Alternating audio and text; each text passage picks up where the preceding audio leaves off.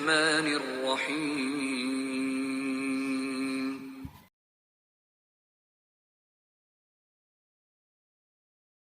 Assalamualaikum warahmatullahi wabarakatuh.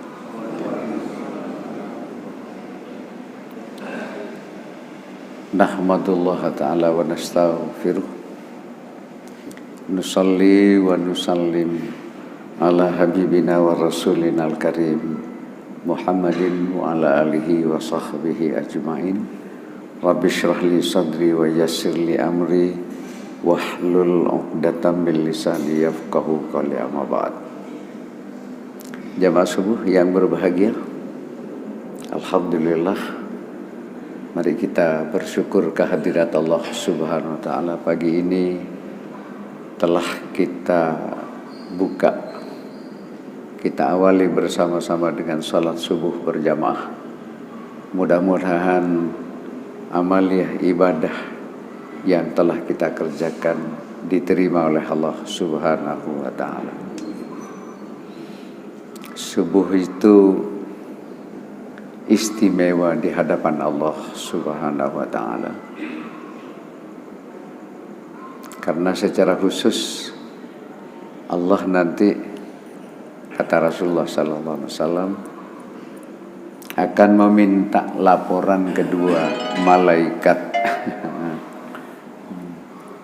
penjaga malam dan penjaga pagi tentang siapa-siapa saja yang hadir di masjid untuk melaksanakan sholat subuh berjamaah. Itu dilaporkan secara khusus oleh para malaikat, dua malaikat itu, kepada Allah Subhanahu wa taala. Syukur-syukur nek jenengan tidak terlambat datang ke masjid, sehingga kemudian setelah adzan kita bisa melaksanakan sholat 2 rakaat sebelum subuh, ya Pak ya, atau sebelum fajar. Dalam hadis-hadis Rasulullah Sallallahu Alaihi Wasallam itu jarang sekali digunakan istilah subuh, yang ada itu fajar. Di Mekah, Madinah itu kalau sampai lihat jadwal itu yang digantung itu kan fajar, zuhur, asar dan seterusnya. Ya.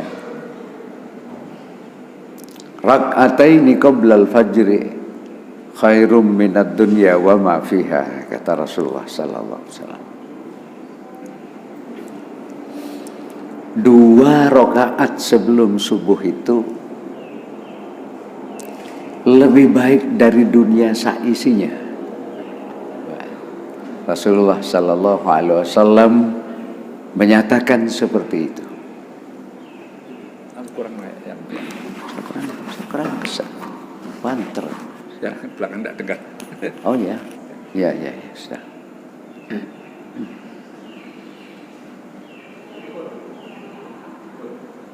Ketika jenengan sholat qobliyah subuh itu atau qoblal fajar itu, Rasulullah sallallahu alaihi wasallam itu menganjurkan pada rakaat pertama itu bacalah Al-Kafirun. Lalu pada rakaat yang kedua bacalah Al-Ikhlas. Hatani suratani ahabbu ilayya minad dunya wa ma fiha, kata Rasulullah.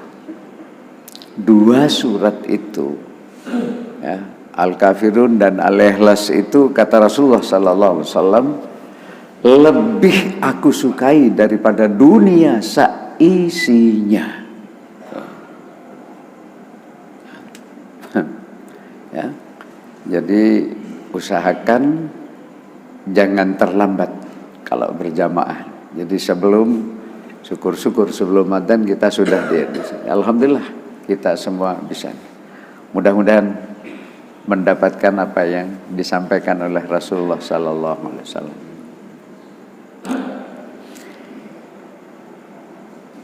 Para jamaah yang berbahagia, saya akan Pak Muntari minta melanjutkan materi entah berapa bulan yang lalu, ini terlalu lama sebenarnya. Saya bicara bagaimana kita ini memahami hadis, Pak nggih. Hadis itu adalah ma'udhifa lin nabi qaulan au fi'lan au takriran.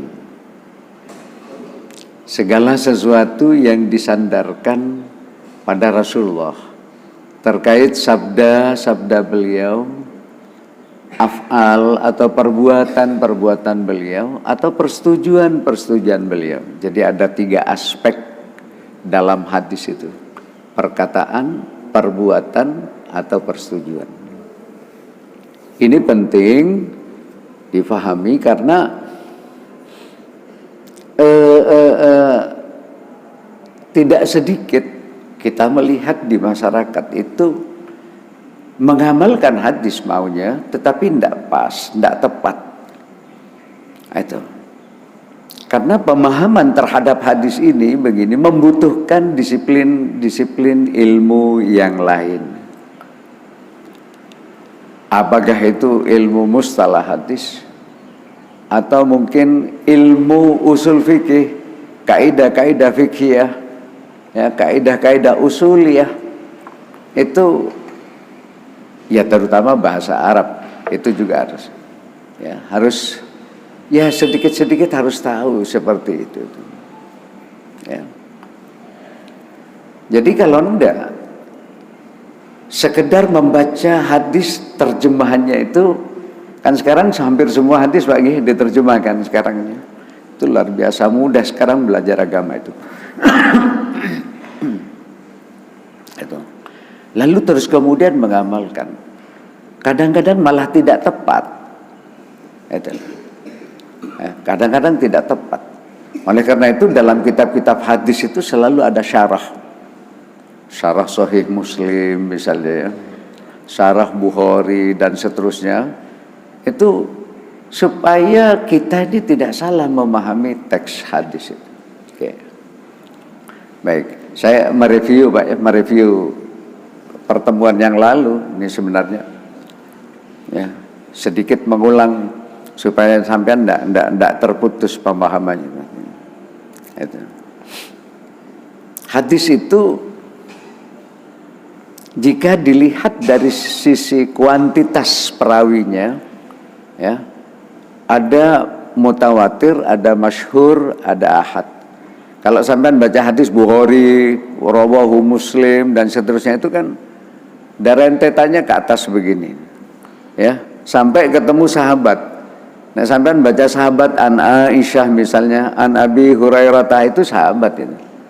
Sahabat itu menyampaikan kepada sahabat besar dari sahabat kecil ke tabi'in, tabi'in terus begini dari A, B, C, D sampai lalu kemudian diterima oleh Bukhari, diterima oleh Muslim, Abu Daud, Tirmidzi dan seterusnya. Itu para perawi hadis. Ini namanya sanad. Lah ini tidak sembarangan. Kok tidak nyala ini? Itu diseleksi sedemikian rupa, Pak. Itu untuk menjaga kemurnian sumber hukum Islam. Sebab hadis itu adalah sumber kedua setelah Al-Quran. Itu sepakat para ulama. Ya. Jadi hati-hati sekali. Ya, hati-hati. Ya.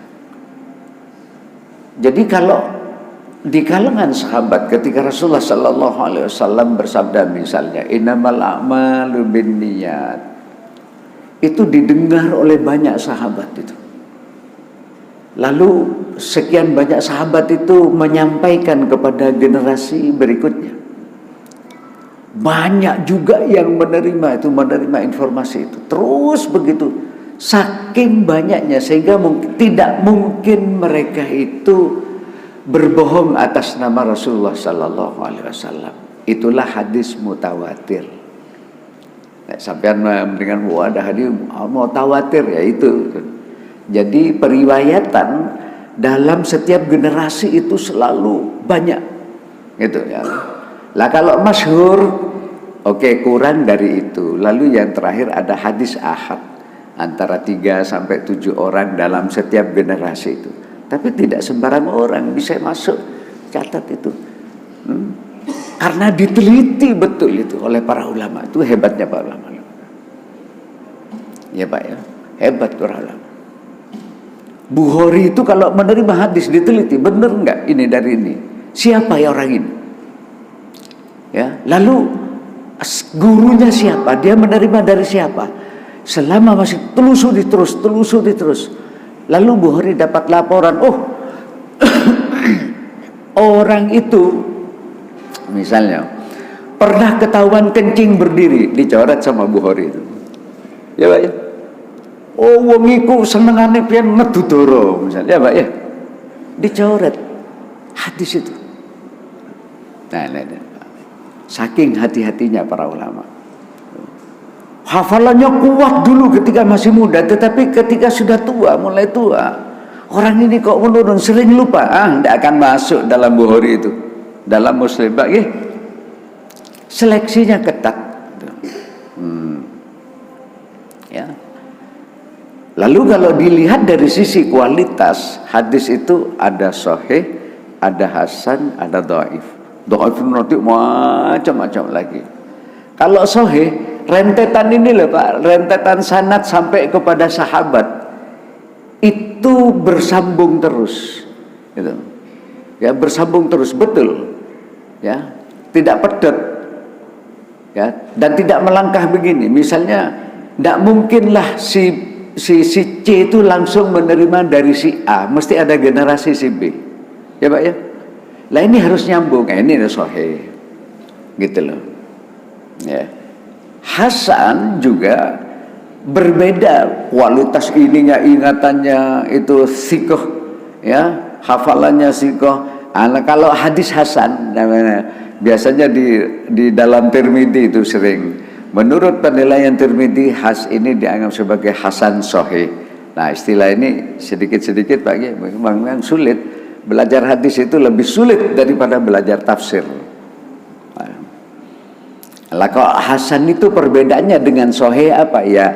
Kualitas ininya masih sikohnya, kesikohan itu masih di bawah sahih gitu. Kalau dhaif ya sudah lemah, dhaif nanti palsu. Lah sampean itu seringkali, kita ini seringkali menyebarkan hadis-hadis palsu di dalam WA itu. Saya beri contoh misalnya, barang siapa menginformasikan datangnya bulan Rajab, Pak ya, lah Pak ya, maka akan masuk dari sekian pintu surga. Ya Allah, itu palsu. Hati-hati Bapak. Sebab Rasulullah sallallahu alaihi wasallam menyatakan, man kadzaba alayya muta'ammidan falyatabawwa maq'adahu minan nar. Barang siapa sengaja berdusta atas nama aku. Wong Rasul tidak mengatakan tiba-tiba ya Pak ya, mengatakan Rasulullah bersabda. Maka orang seperti itu kata Rasul sama saja dengan telah menyiapkan ya singgasananya, telah menyiapkan tempat duduknya di neraka gitu. Hati-hati. Tidak asal kemarin, waduh ini saya sedih kadang-kadang kalau melihat di WA ini begini-begini informasi misalnya. Oke, ini singkat saja.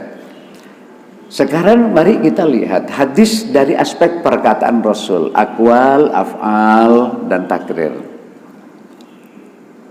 Nah, para jamaah yang berbahagia, kalau kita ini melihat hadis-hadis perkataan qala Rasulullah sallallahu alaihi wasallam, ya itu namanya hadis aqwal, ya perkataan, aspek perkataan. Perhatikan, apakah perkataan Rasulullah sallallahu alaihi wasallam itu berdasarkan wahyu atau ijtihad, Pak? Ijtihad. Kalau wahyu ya sudah kita terima begitu saja. Misalnya perintah-perintah Rasulullah sallallahu alaihi wasallam yang berkaitan dengan kewajiban ibadah sholat, itu kan basicnya wahyu. Ya Pak, dalam Al-Qur'an kan sudah mengaqimus shalah wa atuz zakah dan seterusnya. Nah, tetapi kalau ijtihad tidak harus kita laksanakan itu. Ya. Oke, mereview sedikit aja lah. Ya.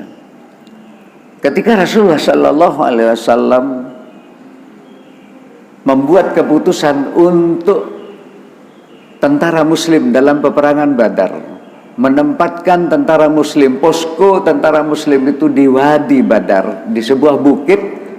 Wadi itu ada sumber mata air di situ. Rasul menetapkan di situ, wajar berpikir seperti itu. Karena apa? Air itu adalah logistik yang sangat penting dalam peperangan di padang pasir. Jadi Rasul menempatkan di situ. Katakanlah ini sumbernya di sini, di bukit ini. Oke, meja ini. Lalu beliau didatangi oleh sahabat Hubab ibnul Mundir bin Al-Jamuh itu mendatangi ya Rasulullah dengan mengatakan, ya Rasulullah, apakah penempatan posko di atas ini itu berdasarkan wahyu atau sahabat? Gitu. Jadi para sahabat itu sangat etis kalau bertanya itu, ya. Tidak asal nuduh itu, tidak. Ya. Lalu Rasul menjawab, ini ijtihad saya, ini bukan wahyu, bukan berdasarkan petunjuk wahyu, enggak. Ini ijtihad saya. Kalau ini ijtihad engkau ya Rasul, apakah tidak lebih baik kita pindah aja di sana, di tempat yang di bawah, lalu kita menggali parit air yang ada di atas sini, itu kita alirkan ke bawah. Karena apa? Nanti pasukan kafir Quraisy itu pasti akan menuju ke tempat ini juga. Baik. Hadirin para jamaah yang berbahagia, Rasulullah sallallahu alaihi wasallam menyatakan, wahai Hubab, innama ana bashar. Idza amartukum bi syai'in min dinikum fakhudhu. Hei Hubab, saya ini manusia biasa juga seperti kalian. Kalau yang saya perintahkan itu berkaitan dengan sistem peribadatan, ambil itu. Tetapi wa idza amartukum bi syai'in min ra'yi fa innama ana bashar. Kalau yang saya perintahkan kepada kalian itu hasil ijtihad saya, ketahuilah bahwa saya juga manusia biasa. Saran dari Hubab itu diterima oleh Rasul, pindah.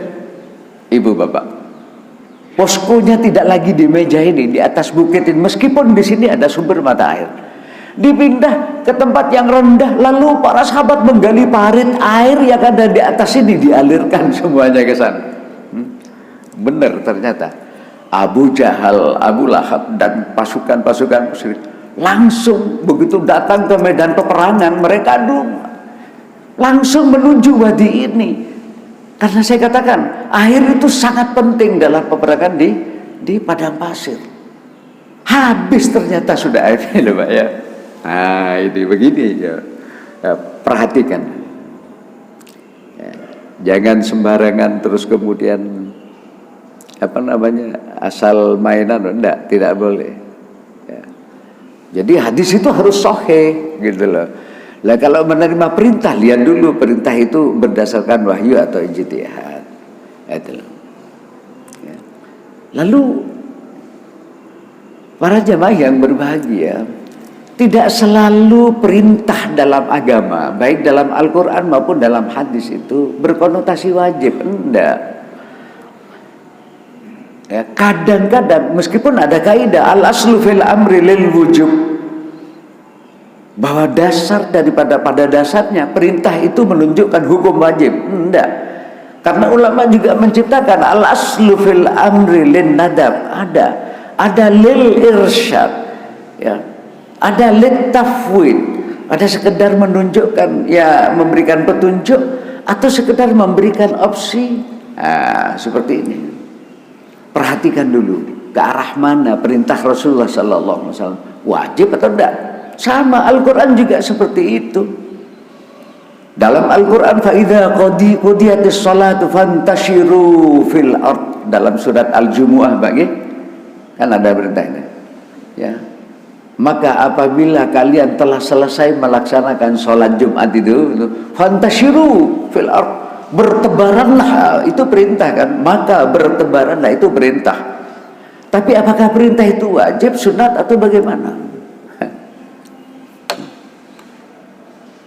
Fa'ulil amr, kalau dalam ilmu nahwu itu bahasa Arab, Ya, fa di situ fantashiru, maka bertebaranlah kalian. Kalau ini difahami sebagai perintah wajib, ya, atau perintah sunat, maka sampean selepas pulang Jumatan tidak boleh tidur, Pak. Leyeh-leyeh tidak boleh, apalagi tidur. Ya, Pak, ya. Jadi sampean harus bergerak. Nah, ternyata itu hanya sekedar menunjukkan petunjuk saja. Nah, sama ke makam juga seperti itu. Di awal-awal Islam Rasulullah melarang sahabatnya untuk ziarah ke makam karena ada kekhawatiran nanti budaya orang syirik itu, orang-orang orang jahiliyah muncul kembali ke permukaan. Apa ya, antara lain misalnya orang jahiliyah itu kalau zaman dulu, Bu, kalau ziarah ke makam itu yang dilakukan mereka minta tolong kepada orang yang mati gitu, Pak, ya. Nah, zaman sekarang ya juga masih ada gitu, ya, Pak, ya. Apa itu dengan budaya tawassul. Tapi tidak semua tawassul dilarang. Nanti satu saat saya jelaskan. Ya. Tidak semua tawassul. Ada tawassul yang dibenarkan. Lah oleh Rasulullah sallallahu alaihi wasallam dilarang ziarah kubur. Tetapi setelah Rasul melihat akidah iman para sahabat tak mungkin lagi terkontaminasi oleh budaya lama, budaya jahiliyah itu, lalu Rasulullah sallallahu alaihi wasallam menyatakan, kuntu nahitukum an ziyaratil kubur fazuruha fa innaha tudzakirul akhirah. Saya dulu pernah melarang kalian untuk ziarah kubur. Kalau sekarang silahkan Anda ziarah kubur. Karena dengan ziarah kubur itu dapat mengingatkan kehidupan di akhirat kelak. Ini perintah. Dulu sebelum ada kaidah al-amru ba'dan nahyi yufidul ibaha. Kalau perintah itu datang setelah sebelumnya ada larangan, maka perintah itu bermakna sekedar menunjukkan kebolehan. Itu gitu. Lalu apalagi yang perlu diperhatikan ketika kita membaca perintah Rasulullah, hadis kaul, ya, omongan Rasulullah sallallahu alaihi wasallam. Illat itu kausa hukum, ya, Pak, ya. Sesuatu yang menyebabkan Rasulullah terjadinya peristiwa tertentu. Itu namanya illat. Kemarin itu saya memberikan contoh ini. Pelihara jenggot, apa ya, Pak, ya, lalu celana cingkrang gitu. Memang Rasulullah sallallahu alaihi wasallam ada hadisnya sahih, ya, juzus sawarib wa arkhul liha khaliful majus, kata Rasulullah, ya. Juzus sawarib, rapikan kumis kamu, tatan kumismu, lalu pelihara jenggot supaya kalian tampil beda dengan orang-orang Majusi. Satu.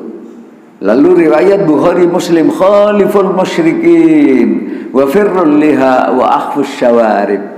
Tampil bedalah kalian dengan orang-orang musyrik, oleh karena itu pelihara jenggot, toton kumis kamu. Ini Pak, ini ada illat. Kapan itu dijamkan oleh Rasulullah sallallahu alaihi wasallam? Ketika di awal Islam Rasul itu mengalami kesulitan mengidentifikasi mana orang-orang di sekitarnya yang sudah muslim dan mana yang belum. Karena tampilan fisik mereka sama, tidak ada beda. Tapi Rasul melihat sesuatu yang bisa dijadikan sebagai identitas. Apa itu?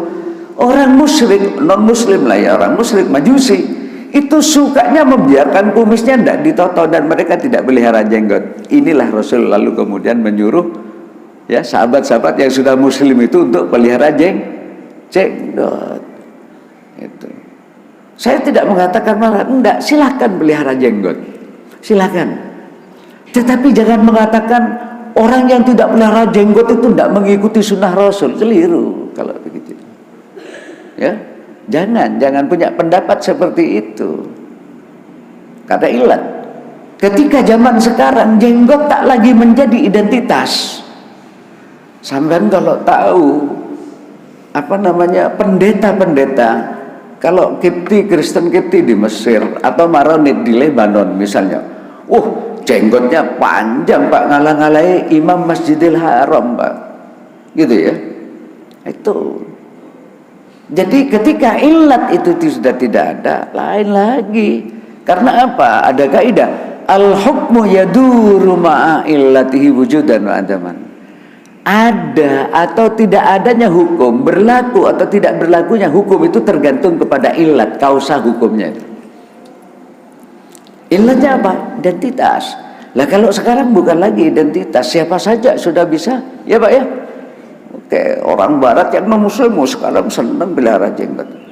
Silakan, boleh, tidak dilarang. Tetapi jangan mengatakan wong sing nggak jenggotan itu nggak ngikuti sunnah, itulah keliru tuh. Sama kan dengan celana celana cingkrak. Dalam hadis riwayat ada dua juga riwayat Ibnu Umar, ya. Yang satu Ibnu Umar, yang satu dari Abi Hurairah, dua-duanya Bukhari Muslim. Ya Pak ya, kayak Rasulullah sallallahu alaihi wasallam konon bersabda, la yandurullah ila man jarra thawbahu khuyala. Allah kelak di hari kiamat ndak bakalan ngejak, ndak bakalan melihat orang-orang yang menjulurkan pakaiannya, menutup kedua mata kakinya itu dengan kesombongan, khuyala. Lalu Abu Hurairah meriwayatkan dengan sedikit perbedaan redaksi, la yandurullah yaumal qiyamati ila man jarra izarahu batara. Sama maknanya. Bahwa Allah kelak tidak akan melihat kepada orang-orang yang menutupi dua mata kakinya, menjulurkan pakaiannya, ya karena kesombongan. Ilatnya apa? Sombong, gitu loh Pak. Nah ketika Rasulullah Sallallahu Alaihi Wasallam menyampaikan itu, di dekatnya itu ada Sayyidina Utsman bin Affan radhiyallahu anhu. Ya Rasulullah, kata Sayyidina Utsman, pakaian saya semuanya menutupi kedua mata kaki saya. Apa kata Rasul? Enggak, kalau kamu kan tidak sombong, kata Rasul. Ya Pak ya, kamu tidak sombong. Ilatnya itu sombong. Lah meskipun sampai celana cekak, lalu petentang-petentang menganggap orang yang tidak cekak masuk neraka. Ya sampeyan yang akan masuk neraka kalau seperti itu. Tidak akan dilihat oleh Allah. Jangan mengatakan yang tidak cekak misalnya, itu begini, enggak, jangan seperti, silakan mau pakai celana cekak monggo. Ya, tapi jangan menganggap orang yang tidak cekak lalu terus kemudian neraka ini. Jangan seperti itu. Pahami, itu ada ilat. Ilatnya itu tadi kesombongan. Gitu loh. Jadi enak gitu loh. Agama itu tidak akan menyulitkan seperti itu kok. Sampeyan cekak setengah betis misalnya, tapi nyalakan wong kabeh sing gak padha karo sampeyan. Ya bukan. Boleh jadi sampeyan sendiri yang akan masuk neraka karena sombong. Oke. Para jemaah yang berbahagia, lah sekarang saya akan berbicara ini. Ya. Bagaimana kita memahami aspek perbuatan dari sebuah hadis? Ya, ini laporan sahabat. Ya. Aspek ini, memahami hadis pada aspek ini, memahami perbuatan Rasulullah SAW itu lebih ruwet lagi, gitu Pak ya. Karena apa? Pada dasarnya perbuatan Rasul Sallallahu Alaihi Wasallam itu kan diceritakan oleh para sahabat. Ya, sahabat Abu Hurairah mengatakan Rasulullah itu begini. Rasulullah itu pernah melakukan begini. Itu lebih ruwet karena ya Pak ya. Karena begini, tidak semua sahabat itu faham dengan latar belakang dilakukannya sebuah perbuatan oleh Rasulullah Sallallahu Alaihi Wasallam itu. Padahal Rasul itu sebagaimana dinyatakan oleh Allah dalam surat Al-Ahzab ayat 21 adalah uswatun hasanah kan bagi kita. Pak G, Rasul itu adalah uswah hasanah, qudwah. Jadi mestinya harus jadi qudwah, panutan bagi kita. Tapi bagaimana kita pahami apa sih? Kenapa Rasul melakukan seperti itu? Nah ini Oleh karena itu para bapak, ya, Dr. Yusuf Al-Qaradawi memberikan panduan kepada kita. Yusuf Al-Qaradawi memberikan panduan kepada kita supaya kita ini hati-hati tidak salah memahami apa yang dilakukan oleh Rasulullah Sallallahu Alaihi Wasallam. Dalam kitab beliau misalnya Kaifa nata'amalu ma'as sunnatin nabawiyah, itu satu. Lalu ada lagi kitab Al-Madkhal li Dirasatis Syari'atil Islamiyah. Beliau memberikan pedoman kepada kita. Gini lah caranya, perhatikan. Apakah perbuatan Rasul itu dilatar belakangi oleh kondisi fisik beliau atau tidak? Itu yang disebut dengan al-jabalah. Ya, misalnya begini, Bapak. Banyak hadis-hadis yang apa namanya? Menceritakan bagaimana Rasulullah Sallallahu Alaihi Wasallam itu berjalan. Beliau itu kalau berjalan, Pak, langkahnya lebar-lebar dan cepat. Malum lah, kalau orang Arab kan tinggi besar, Pak, ya. Rata-rata tinggi besar, fisik tidak seperti kita. Relatif mereka lebih panjang. Wajar kalau Rasul, ya, karena fisik beliau seperti itu. Ada riwayat lain yang menyatakan Rasulullah Sallallahu Alaihi Wasallam itu sangat suka makan sampil kambing. Oh, Pak Muntari, ayo, sampil kambing, Pak. Kapan kita ini manggang apa namanya, kambing guling? Ya, kita tidak bisa, Pak, mengatakan, oh kalau begitu makan sampil sampil kambing itu sunnah Rasul. Enggak. Karena itu latar belakangnya al-jabalah, memang kebiasaan orang sana sudah seperti itu. Yang namanya mandi itu, nasi mandi itu, nasi apa namanya, kebuli itu lalu pakai kambing. Kalau Bukhari itu ikannya ikan ayam. Itu loh, Pak, yang Mekah. Satu porsi begini nih, saya dengan teman-teman di situ itu tidak habis dimakan 12 orang, Pak. 12 orang, karena ketika saya menjadi panitia haji tinggal di sana selama 2 bulan, ya, ketika perpisahan sama pemilik maktab itu dia hidang, tak habis dimakan 12-13 orang. Tapi kalau orang Arab, Pak, ya, Pak, ya, orang Arab 4-5 orang habis itu, Pak, ya. Karena otak mereka, fisik mereka lebih besar. Oke, boleh sampai makan kambing, tapi jangan mengatakan, oh ini sunnah Rasul makan kambing. Lihat, karena itu ada aspek jabalah. Ibnu Abbas radhiyallahu an, Ibnu Abbas itu Abdullah bin Abbas, misanane Kanjeng Nabi. Dia masuk Islam itu relatif masih muda, umur 7 atau 8 tahun, misanan dengan Nabi. Nah, karena misanan, ya relatif dekatlah dengan Rasulullah Sallallahu Alaihi Wasallam. Dalam riwayat Bukhari, beliau meriwayatkan begini. Apa kata Ibnu Abbas? Wa kana idza nama nafakha. Rasulullah Sallallahu Alaihi Wasallam itu, kata adik misalnya, nek sare ngorok. Apa ngorok itu, Pak? Pedengkur. Rawahul Bukhari. Oh, mari saudara usahakan kalau kita tidur ngorok, ini sunnah Rasul. Tidak tepat sampai apa. Karena ada hadis sahih, ya, Pak, ya.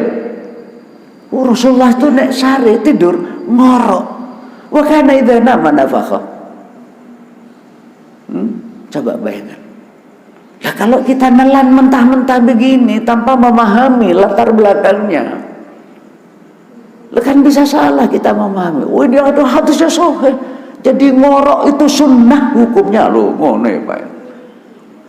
Padahal ngorok itu terkait dengan kondisi fisik seorang. Biasanya orang yang gemuk gitu, Pak, ya, kecenderungannya ngorok, atau mungkin posisi, salah posisi tidur, bisa. Tuh. Jadi hati-hati. Bukan kok, oh ini riwayat Bukhari. Oh iya, saya tahu, tapi belum tentu, bukan itu. Lalu mengatakan bahwa mendengkur itu sunnah karena ada hadis sahih, ya, Pak, ya. Oke. Lalu kadang perbuatan Rasulullah Sallallahu Alaihi Wasallam itu dilatar belakangi oleh tradisi adat, ya, Pak, ya.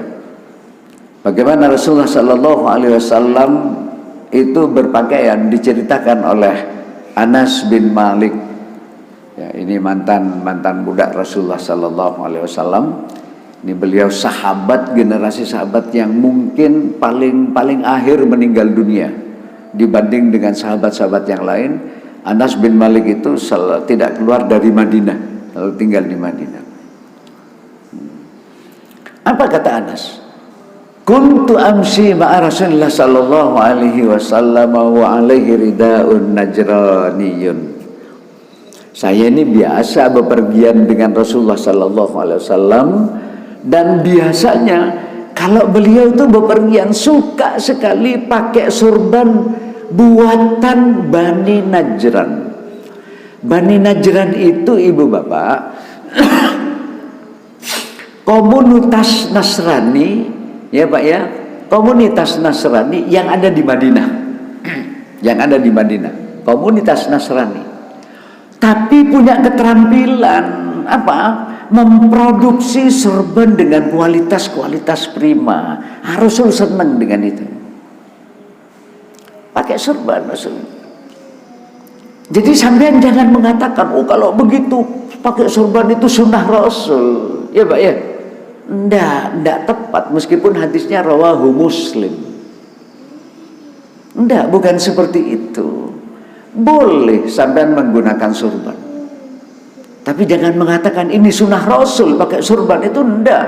Jangan lupa bahwa Abu Jahal, Abu Lahab juga pakai sorban. Ya Pak ya. Sampean mau pakai gamis, monggo. Tapi jangan mengatakan, oh ini sunnah Rasul ini pakai gamis. Ya Pak ya. Enggak. Apalagi sampean bawakan hadis palsu. Sebab ada hadis palsu, maudhu. Semakin besar sorban seseorang, semakin besar pula pahalanya. Itu palsu. Buatan penjual sorban. Ya Pak. Di sini hati-hati. Monggo, mau pakai sorban monggo. Mau pakai gamis monggo. Tapi jangan berpendapat, oh ini sunnah Rasul. Tuh.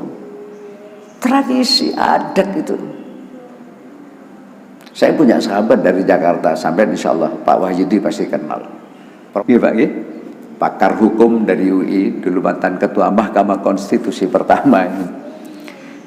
Sahabat. Itu kalau datang di Jakarta, datang dari Jakarta ke Surabaya, ngepos biasanya di Masjid Al-Falah kami ini dulu ya. Itu enggak mau pakai sendok kalau makan. Ya Pak ya? Saya mau pakai sendok. Lalu selesai makan dijilat ini, karena ini hadis Rasulullah katanya. Rasulullah begitu.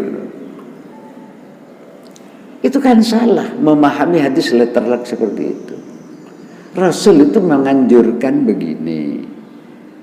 Kalau kalian makan, jangan sampai ada yang tersisa, karena itu akan menjadi konsumsi setan. Bahkan kalau makanan kita jatuh, ambil, bersihkan. Yang buang di kotor, lalu yang masih ada makan, karena itu jadi konsumsi setan. Satu butir, karena kalian tidak tahu makanan mana yang paling mengandung barakah. Ayu ta'amin barakah, kata Rasul. Maka Rasul memberikan contoh. Saat itu belum ada sendok kan Pak ya, karena makanya orang Arab pakai nasi sadi, silati sama Rasul.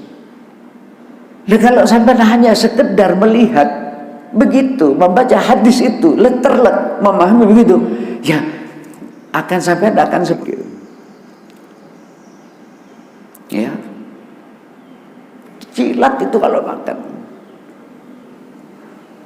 Padahal maksudnya itu bersih. Nah sekarang bersih, bisa bersih, tidak tersisa di piring. Pakai apa? Pakai sendok. Zaman dulu tidak ada teknologi sendok. Jadi yang penting apa itu, intinya itu loh, jangan sampai ada makanan yang tertinggal di piring maupun di tangan kalian. Itu ya. Saya senyum-senyum aja ketika begitu. Hadirin para jamaah yang berbahagia. Nah sekarang ada perbuatan Rasulullah Sallallahu Alaihi Wasallam yang dilatar belakangi oleh aspek al-qurbah. Qurbah itu sistem peribadatan. Lah, titik inilah yang mestinya harus mendapatkan porsi perhatian dari kita semua. Kita lihat bagaimana Rasulullah Sallallahu Alaihi Wasallam sholat ya sekarang ini 27 Rajab ya Pak ya, Isra Mi'raj. Itu perlu Pak dirayakan sekarang ini, perlu. Jangan sampai generasi muda kita tidak tahu kapan Rasulullah menerima perintah sholat, apa misi utama Isra dan Mi'raj. Ya. Jangan sampai, coba sampean tanya anak sampean sekarang, atau jujur sampean, siapa sih Pangeran Diponegoro itu? Siapa Imam Bonjol? Nggak tahu Pak. Kalau kita dulu Pak bisa membaca peta buta, gitu Pak ya. Mana Kalimantan itu? Oh ini, mana Banjarmasin posisinya di Kalimantan? Mana Palembang? Anak sekarang jangan ditanya itu, nggak tahu. Makanya saya selalu mengatakan Maulid itu rayakan aja, enggak apa-apa, enggak usah dipersoalkan. Oh itu budaya, sampai ngadakan nih, ya enggak merayakan enggak masalah kok. Tapi kalau kita merayakan Maulid, maksudnya itu hanya momentum saja, memanfaatkan momentum untuk mengingat, supaya generasi muda kita tahu kapan Rasulullah dilahirkan, siapa yang menyusul beliau, siapa yang mengasuh beliau, itu loh. Saya kemarin itu ngomong-ngomong sama seorang tokoh Nahdlatul Ulama. Mestinya saya katakan kalau Maulidan itu atau Isra Mi'raj itu kitab Barzanji atau kitab di Burdah itu Pak ya, itu diurai itu tulisan, karena itu karya sastra. Jangan hanya sekedar dilagukan, dikosidahkan, tapi coba dieksplor. Isinya itu bagus sekali. Kalau mau sampai dengan Rasulullah itu Bu, kalau bajunya suwek dijahit sendiri ya, sepatunya terompahnya itu pedot sama dijahit sendiri. Bagaimana beliau sangat senang dengan anak-anak balita itu. Kadang-kadang beliau minta ibu-ibu gendong, ayo diambil anaknya, pipis di pakaiannya. Itu ada semuanya di situ itu ya, dalam kitab Burdah, dalam Al-Barzanji. Jangan hanya dikosidahkan Pak Kiai, saya katakan, oh iya betul Pak Mukarram katanya, betul gitu. Iyalah, ayolah ya Pak ya, jangan sampai tidak tahu kapan Rasul itu lahir. Anak-anak kita sekarang tidak ada begitu, apalagi menteri sekarang ini gendeng itu. Pelajaran agama ditiadakan sekarang di kurikulum sekolah. Jadi ya maklum lah, wong direktur ojek dijadikan menteri ngurusi pendidikan lagi. Kalau ngurusi ekonomi mesti mending gitu loh. Jadi pakar-pakar pendidikan di UNESA, di UGM, di mana-mana teriak-teriak semua. Tapi ya itulah, karena dia kontribusinya banyak ketika pemilu ya sudah dapat jabatan menteri. Sama kan dengan menteri agama kita. Ya. Suka ngancam kesana kemari sesama muslim. Nah, hadiah ngancam-ngancam itu jadi menteri sekarang. Pak Wahyudi kalau ingin jadi menteri sampai ngancam, ancaman kabeh wong. Ya, pada aspek kurbah inilah Pak penting. Sholat, bagaimana Rasulullah Sallallahu Alaihi Wasallam sholat. Ini yang harus ditiru. Ketika Rasulullah sedang ada di masjid, tiba-tiba masuklah orang Arab itu, rajulun min ahlil aliyah. Orang Arab desa lah Pak ya, kira-kira bahasanya begitu Pak ya, orang Arab dari pegunungan datang cukup lalu sholat. Setelah saya sholat kemudian datang kepada Rasulullah Sallallahu Alaihi Wasallam, Assalamualaikum ya Rasulullah. Faraddas salam. Rasul menjawab Assalamualaikum salam. Tapi kemudian summa qala irji fasalli fa innaka lam tusalli, kata Rasul. Bali awam sholat sakjane awakmu iku gurung sholat. Ya, tolong. Sampai 3 kali Pak. Ya Rasulullah, walladzi ba'atsaka bil haqqi ma uhsinu alimni ya Rasulullah.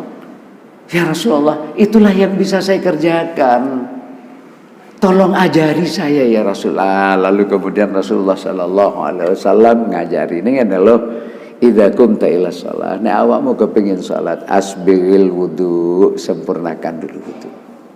Ya Pak ya, sempurnakan. Ayo itu kita pelajari.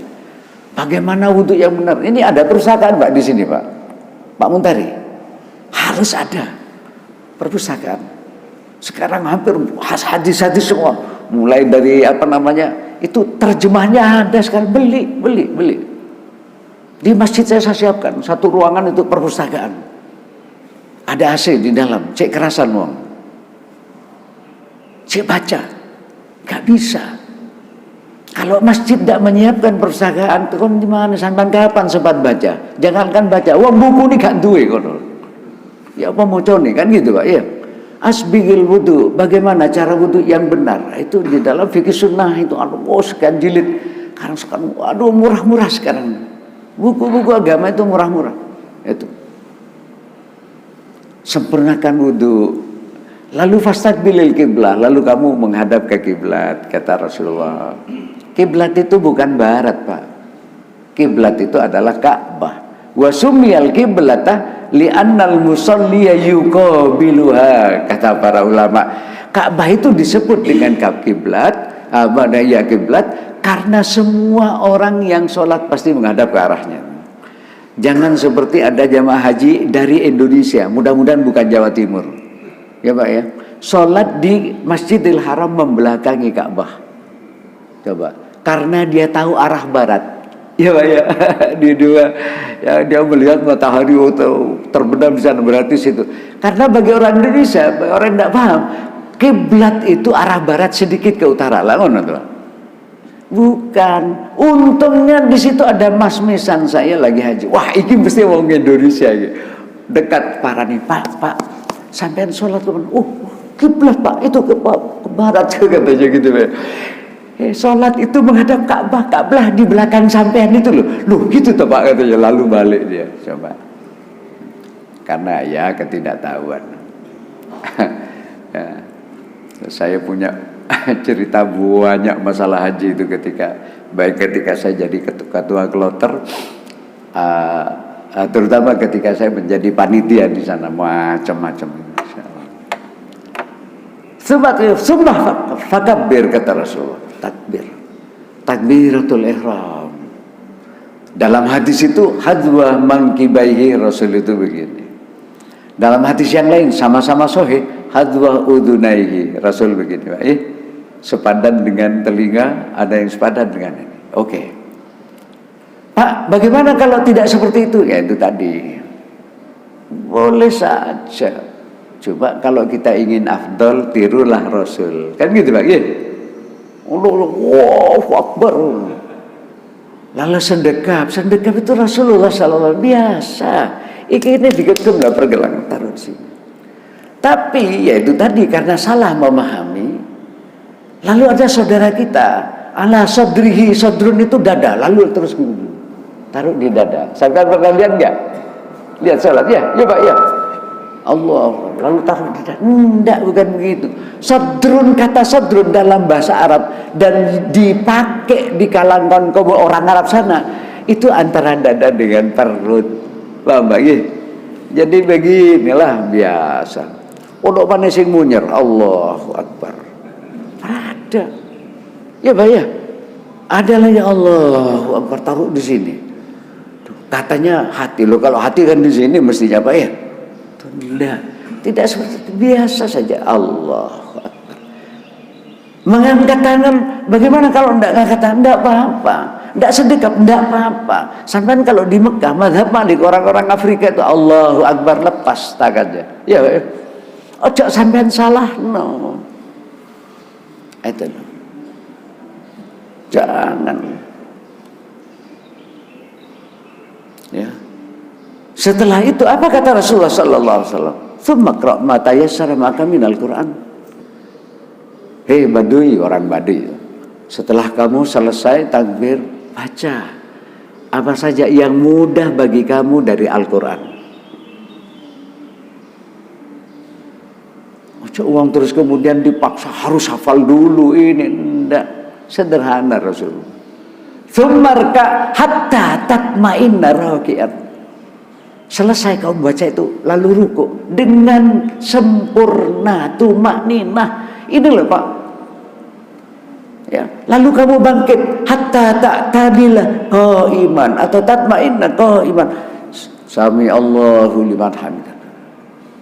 Sampai tumakninah berdiri. Masjid hatta tatma'inna sajidan, dan seterusnya. Kerjakan seperti itu dalam setiap rakaat. Tapi di kita kan tidak seperti itu. Hampir setiap bulan Ramadan ribut karena ada sebuah pondok pesantren di Blitar, sholat tarawih 23 rakaat 7 menit. Hebat. Itu tercepat di dunia dan akhirat.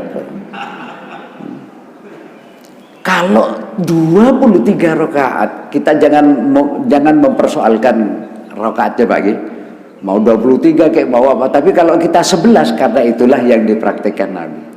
Ada pilihan-pilihan. Oke, tapi tumakninah.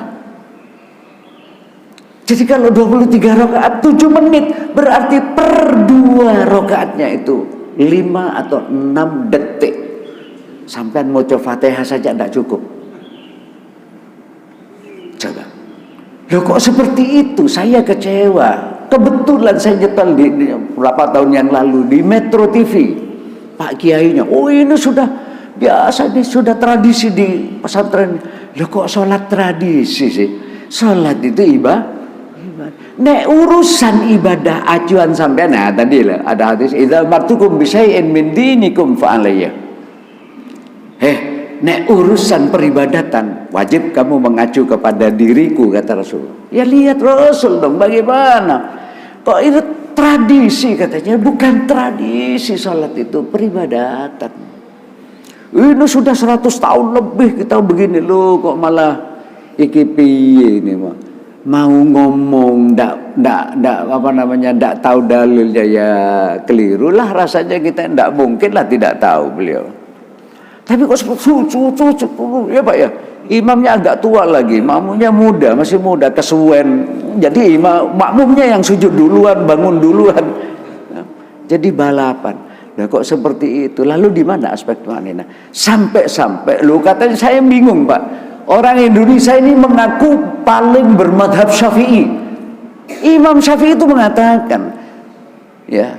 Jadi tumakninah itu rukun sholat. Kalau rukun ditinggalkan ya batal lah sholat. Loh, apa ya kok gak ngono gitu loh Pak. Masa enggak tahu begitu. Ya, mari. Ya, dalam urusan sholat, shollu kama ra'aitumuni usolli. Dalam urusan haji, khudhu anni manasikakum. Nek sampean umroh haji, ambil manasik dari saya. Jangan sampean di apa namanya, di mas'ah itu tempat sa'i malah moco Pancasila, ya Pak ya, moco lagu lalwaton itu kendeng lah wong-wong itu, ya. Sampai apa namanya, kedutaan kita Pak dipanggil Pak sama pemerintah Saudi, diingatkan. Jangan, meskipun boleh sampean ketika sa'i itu baca apa saja boleh, karena di haji itu enak, tidak ada yang wajib kok. Sampean baca subhanallah walhamdulillah wala ilaha illallah, atau sampean tahlil la ilaha illallah, atau sampean baca Quran sambil pegang ini, tidak apa-apa kok. Sa'i itu boleh. Antara hijau dengan hijau itu ya lampu. Kalau orang laki-laki ramal, lari-lari kecil gitu ya. Oke, kalau perempuan tidak disunatkan. Baca apa saja boleh, tapi sok mau Pancasila. Cek ketok paling Pancasilais, ngono kira-kira seperti itu. Lalu membaca, mohon maaf. Jangan, itu ibadah. Khudhu anni manasikakum. Ambil manasik dariku, kata Nabi. Ojo gaya-gaya dewe deh sistem peribadatan. Rusak nanti. Ya Pak ya. Itu sholat itu waduh, bismillahirrahmanirrahim, yasin, Allahu akbar, wa sami Allahu akbar, aduh itu siapa gitu loh. Padahal warattilil Qur'ana tartila, bacalah Quran itu dengan tartil, ya Pak ya. Rasul itu nek maca ayat per ayat kayak Mas Anu tadi, bismillahirrahmanirrahim, alhamdulillahi rabbil alamin, arrahmanirrahim, gitu loh. Tiru di YouTube itu ya. Nah, cobalah nanti bulan depan itu Ramadan lah muncul lagi itu. Ya. Lumayan lah untuk hiburan ini. Hadirin, terakhir takrir. Apa sih Pak takrir? Putusan Nabi. Putusan Nabi. Saya beri contoh sederhana. Ada sahabat jamaah subuh, salat subuh. Ketika datang ke masjid, Rasul sudah salat subuh. Lalu ya dia masuk karena jamaah ikut. Selesai salat subuh, dia lagi berdiri lagi salat. Didatangi Rasul, salat apaan? Ya, salat apa lagi kamu itu, katanya. Ya Rasulullah, tadi saya masbuk, terlambat. Enggak sempat saya sholat 2 rakaat qoblal fajr, qoblal subuh itu, qobliyah subuh. Padahal engkau mengatakan 2 rakaat sebelum subuh itu khairum minad dunya wa ma fiha. Lebih aku sukai daripada dunia seisinya. Lah saya belum saya ingin itu ya Rasul. Maka dia sholat. Rasul diam. Pak ya, diamnya Rasul inilah takrir. Paham Pak ya? Persetujuan Rasul. Nah, okay. Takrir Nabi dan masih banyak lagi yang lain. Nabi diam. Ketika beberapa orang sahabat diutus Rasul untuk sebuah keperluan, maka karena malam mereka mampir nginep di sebuah pedesaan di padang pasir itu. Lalu di situ disuguhi apa? Biawak bahasa Inggris itu apa? Nyambik gitu Pak. Iya. Oke. Daging nyambik itu loh Pak. Iya. Sahabat tidak ada yang mau kecuali satu, sahabat Khalid bin Walid. Makan Khalid sampai ke Madinah. Setelah pulang ke Madinah dilaporkan kepada Rasul, ya Rasulullah, kami kemalaman nginep di sini, lalu kami diberi hidangan biawak ya Rasul. Kami tidak makan, cuma sahabat ini yang satu ini makan, Khalid bin Walid. Rasul diam.